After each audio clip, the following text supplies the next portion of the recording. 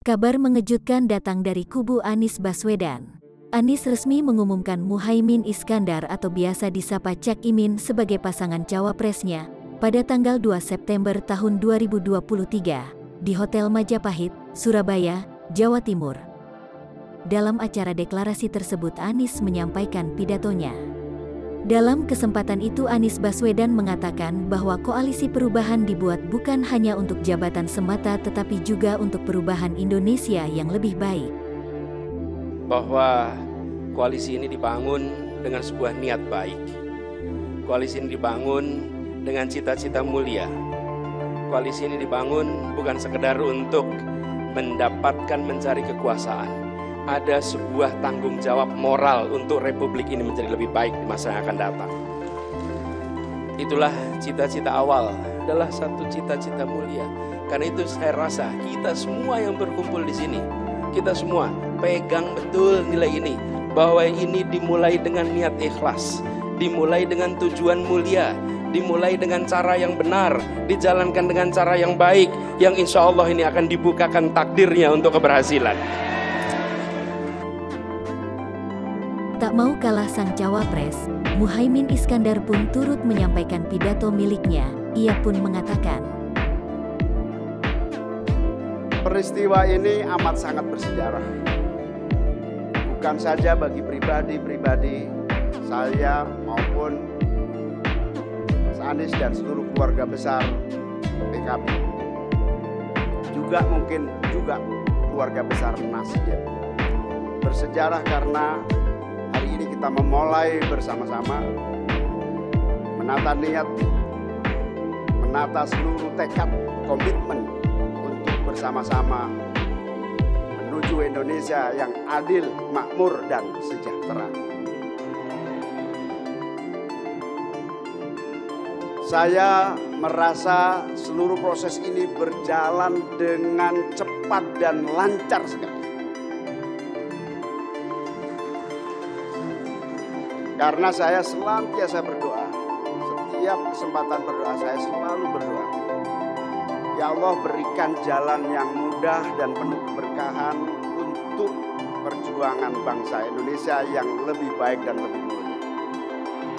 Kalau perjuangan yang saya tempuh bersama PKB ini sesuai dengan harapan dan cita-cita, maka mudahkanlah dan lancarkanlah. Sehari sebelum deklarasi tersebut dilakukan terlihat Anies Baswedan meminta restu kepada Ibunda Muhaimin Iskandar untuk menjadikan Cak Imin sebagai pasangannya pada Pilpres 2024. Anies mengunjungi Ibunda Cak Imin setelah melakukan ziarah terlebih dahulu. Siapakah sebenarnya Cak Imin dan mengapa Anies memilih Cak Imin sebagai pasangan cawapres koalisi perubahan? Saat ini Muhaimin Iskandar atau biasa disapa Cak Imin pada saat ini sedang menjabat sebagai Wakil Ketua DPR RI dan ia juga merangkap sebagai Ketua Umum Partai Kebangkitan Bangsa (PKB). Tak hanya itu, Cak Imin pun mempunyai berbagai prestasi dan juga pernah menjabat sebagai Menteri Tenaga Kerja dan Transmigrasi periode 2009 sampai 2014. Dengan melihat sederet prestasi dan pengalaman yang ia punya, Anies pun yakin bahwa Cak Iminlah pilihan cawapres yang tepat. Tentu pilihan Anies ini sangat mengejutkan bagi koalisi perubahan, terutama Partai Demokrat. Partai Demokrat merasa dikhianati oleh Anies Baswedan, karena AHY lah yang selama ini digadang-gadang sebagai cawapres Anies Baswedan, tetapi secara sepihak Anies dipasangkan dengan Muhaimin Iskandar oleh Nasdem. Oleh karena hal tersebut Partai Demokrat pun telah keluar dari koalisi perubahan dan menarik kembali baliho-baliho yang memiliki foto Anies Baswedan.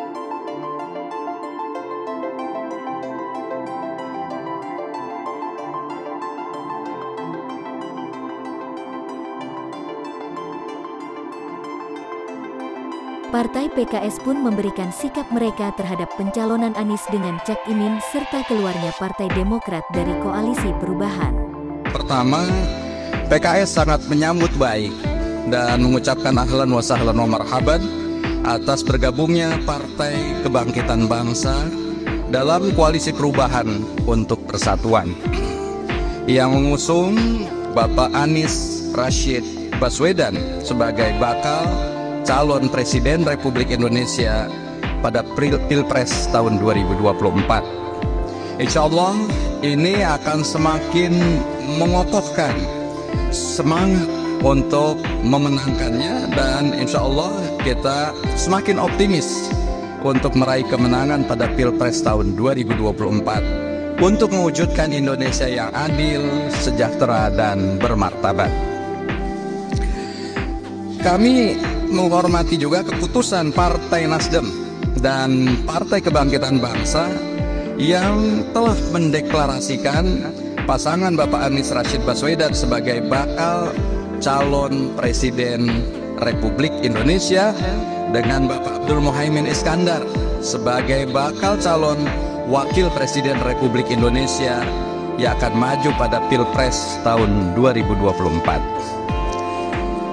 Saudara sekalian, kami mengacu pada anggaran dasar kami di PKS sesuai pasal 16 Anggaran Dasar PKS ayat 2 huruf I menyatakan bahwa kewenangan untuk menetapkan kebijakan partai berkenaan dengan pemilihan presiden dan atau wakil presiden Republik Indonesia adalah Majelis Syuro sebagai majelis permusyawaratan tertinggi partai yang keanggotaannya terdiri dari perwakilan anggota PKS dari seluruh Indonesia.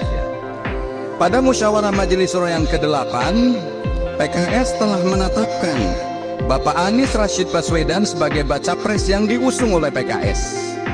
Adapun rekomendasi nama Bapak Abdul Muhaimin Iskandar sebagai bakal calon wakil presiden insya Allah akan diusulkan untuk dibahas pada musyawarah Majelis Syuro Partai Keadilan Sejahtera.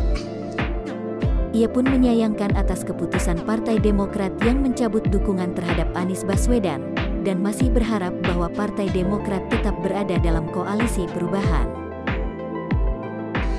Kami memahami dan menghormati juga keputusan Partai Demokrat yang keluar dari koalisi perubahan untuk persatuan dan mencabut dukungan terhadap pencalonan Bapak Anies Rashid Baswedan sebagai baca pres tahun 2024. Sesungguhnya ya kami masih sangat berharap pada Partai Demokrat untuk bisa tetap berada dalam koalisi perubahan untuk persatuan dan mengusung Saudara Anies Rashid Baswedan sebagai baca pres Republik Indonesia. Sementara itu, Surya Paloh dalam pidatonya pada saat deklarasi pasangan Anies Baswedan dengan Muhaimin Iskandar, ia mengatakan bahwa Anies dan Cak Imin adalah sosok yang tepat untuk membangun bangsa, dan ia melihat bahwa sosok Cak Imin pun adalah sosok yang dapat mengisi satu sama lain. Hari ini sebuah komitmen yang tidak hanya diperuntukkan membawa nilai kebajikan kepada kita, khususnya keluarga besar PKB dan Nasdem, tapi jauh daripada itu, kita ingin memberikan sesuatu yang jauh lebih berarti bagi proses perjalanan sistem dan demokrasi, kemajuan kehidupan kita berbangsa dan bernegara. Demokrasi memberikan kesempatan, pilihan kepada seluruh warga negara bangsa ini untuk mempergunakan hak-hak politiknya, memilih calon pemimpin yang dianggap tepat, yang dianggap sesuai dengan akal, pikiran, dan hati nuraninya untuk kepentingan membangun bangsa ini. Sedangkan Prabowo Subianto pun memberikan tanggapan santai terhadap pencalonan Anies Baswedan dan Muhaimin Iskandar. Dalam pidatonya, Prabowo pun mengatakan bahwa itulah yang dinamakan demokrasi. Ya, ini kan nama demokrasi kita, ya. Demokrasi kita musyawarah. Saya sendiri belum dengar rencana-rencana itu, tapi itu demokrasi. Kita negosiasi, kita musyawarah, santai-santai saja, ya. Pencalonan Anies dan Muhaimin Iskandar pun menimbulkan banyak kontroversi, salah satunya adalah calon wakil presiden Muhaimin Iskandar pada saat ini diduga terlibat dalam kasus korupsi. Kasus korupsi ini dikaitkan dengan Muhaimin Iskandar karena pada saat itu Muhaimin Iskandar sedang menjabat sebagai Menteri Tenaga Kerja dan Transmigrasi. Ia pada saat ini sedang diperiksa KPK untuk menjadi saksi kasus korupsi dana proteksi TKI yang mencapai 20 miliar. Dalam wawancara tersebut, Muhaimin Iskandar pun memberikan tanggapannya terhadap isu tersebut.